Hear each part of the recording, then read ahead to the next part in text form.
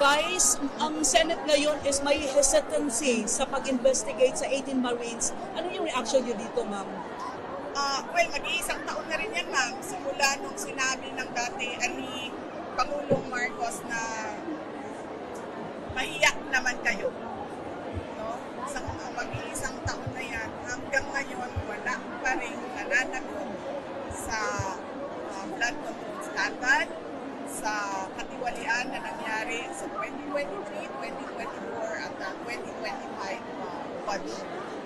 So, ano lang natin yan, itali natin yan tungkol sa nangyayari ngayon sa Middle East. No? Kung isang taon na itong corruption scandal na ito na walang nananagot at walang sinseridad ang administrasyon na investigahan at ipagtulong lahat ng mga ito sa scandal na yan, makikita din natin na wala silang gagawin dito sa problema natin na darating dahil sa giyera